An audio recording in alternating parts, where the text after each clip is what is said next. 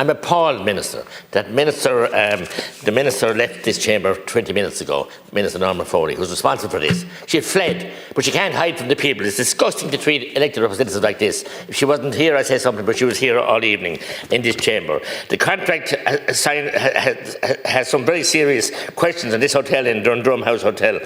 Extremely concerned about the lack of transparency in relation to the matter. We need to know how such a contract has been awarded to Oireachtas Limited, a newly formed private company incorporated in Spain last January. The company lists a single director, Ms. Ana Maria Fernandez Sanchez, with a declared income of €120. This contract for 20 million of taxpayers' money, signed in such a fashion. The Taoiseach stood there, Deputy Minister Taoiseach Harris, and told me some months ago that this was all paused and would be paused. I've been running after Minister O'Callaghan, who will have responsibility for this on May Day. May Day is 2 days' time. And Minister Foley has it now, she wouldn't deal with it. Somebody signed this contract with a shady, dodgy company who are before the courts, 3 cases in the courts this week, across the river here. 3 cases with the receivers, with the funders for the company, and indeed with the Dundrum Heritage Company. I salute the Nina o Dundruma in Tipperdown, decent people, but the blackguarding's gone on here. This is taxpayers' money. 20 million contract, 20 million in taxpayers' money with a company, a paper company that's not there. We know it is the same owners who have it, and the people who have been dealing in blackguarding and not interested in the well-being of IPAS people, interested in the greasy pockets. And I'm shocked that the government here thinking, wash their hands like Pontius Pilate.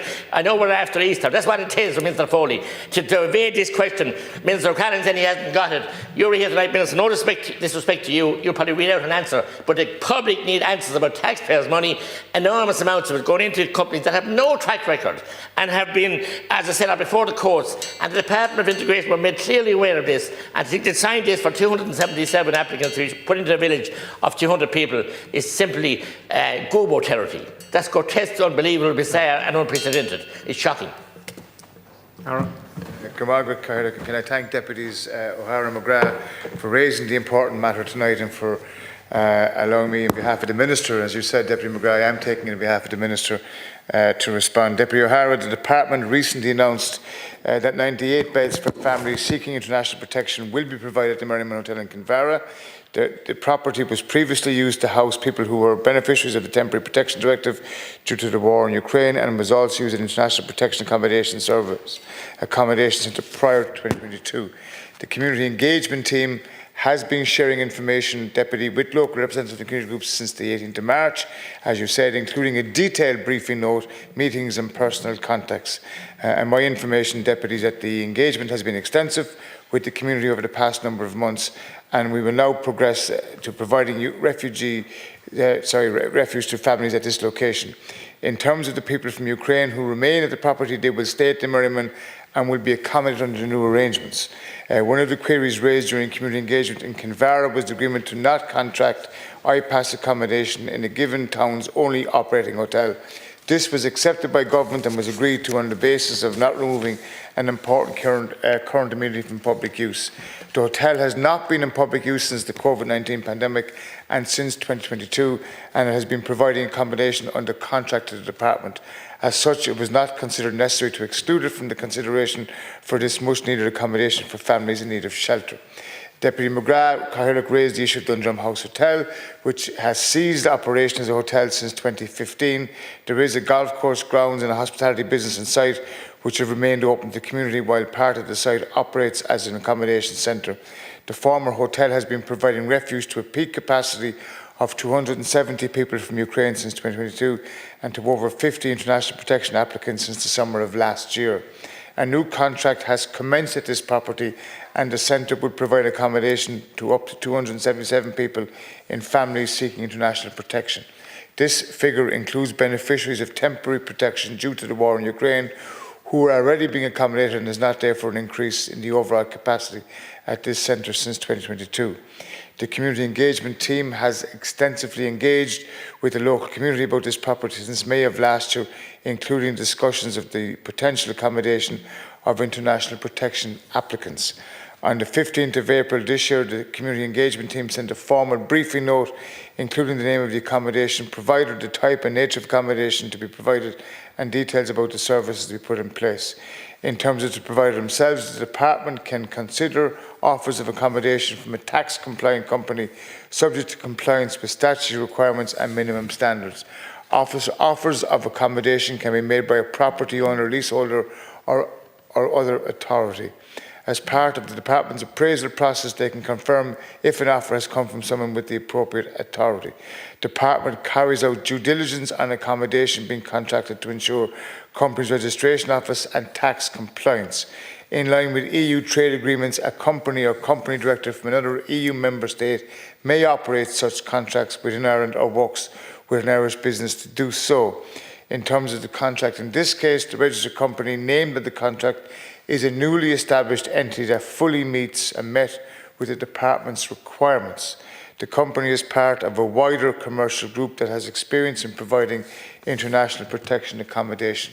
Where the department comes into contract, the onus is on the accommodation provider to ensure all activities at the property are within legal limits. The department understands that the local authority is in contact with the property in relation to planning matters, and as this is a large site with various district areas and uses, that these matters are largely unrelated to the areas of the site contracted to the department. The department is also aware of the ongoing court proceedings in relation to this property, which isn't appropriate for me to comment upon. And can I conclude on this, Cathaoirleach, and thank you. I can assure the Deputy that any action be required as a result of any court proceedings or the local authorities' engagement with the property, these will be addressed by the department officials as appropriate. Gormagat. Minister, I'm extremely disappointed with the Minister, with the reply that you read out. I want the Taoiseach tarnish the Minister for Justice and Minister for to halt this contract, to pause it and withdraw it, because the companies involved, you get me gobbledygook there, it's not legal to pay tens of millions or 20 million euro to a company that hasn't filed taxes and that are not compliant with the Companies Act. Both Brogan Capital Ventures and Utanza are subsidiaries of Steelworks Investments Limited. And that holding a company last filed accounts at the company's registration office in 2017. In the name of God, you have collective cabinet responsibility in Cabinet here, under the Constitution, to serve the people of Ireland, not to be trading with these cabal outfits that have no trust, and the people are incensed in Dundrum and Tipperary and all over the country. And you continue with this failed policy and make greedy people richer and fat cats fatter in the name of looking after people. When they have no interest in looking after people, they have interest in one thing: their pockets and money. And it's disgusting to think this contract has been signed. I want it withdrawn and I want a full investigation. I refer this to PAC and I hope you'll support me with that as well. It's a shocking vista and it's not acceptable. Thanks, Cathaoirleach. To Deputy O'Hara, in terms of the people from Ukraine, and repeat again, those people from Ukraine who remain in the property, they will stay at the Merriman and will be coming under the new arrangement. That's purely black and white. And I take both Deputy McGrath and Deputy O'Hara's comments on board and bring them back to the Minister. The Department has been working with communities all over Ireland to source and provide accommodation for people applying for international protection, and emergency centres have been opened in all parts of the country. This is part of Irish and EU law and is also part of our humanitarian duty to provide shelter to people fleeing war and persecution in their home country. I repeat, humanitarian duty, Cathaoirleach. The state is currently accommodating over 33,000 people in over 320 international protection accommodation centres around the country. The government is working towards a more sustainable international protection accommodation system and will include a moving away over time from over-reliance on commercial and emergency accommodation contracts. Government are working to ensure that a greater proportion of accommodation is provided on state-owned land over time. The degree of control given to the state by the creation of core supply of state-owned accommodation of both emergency and permanent options will increase as supply is delivered, re-establishing strategic direction over the accommodation type, location and dispersal pattern.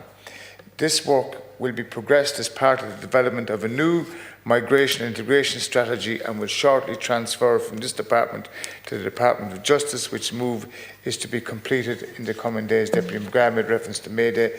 But could I repeat again, Cathaoirleach, that there has been engagement. We have a humanitarian duty. The government and the department are working, as I said, in compliance with tax compliance, companies registration office, EU trade agreements, and I would ask members to be careful in the language they use, recognising the sincere views, but our language and how we express ourselves is very important. We are talking about people here, both people who are looking for refuge and people who are living in communities. And I would urge all members to be sensitive to the needs of everybody. Good morning.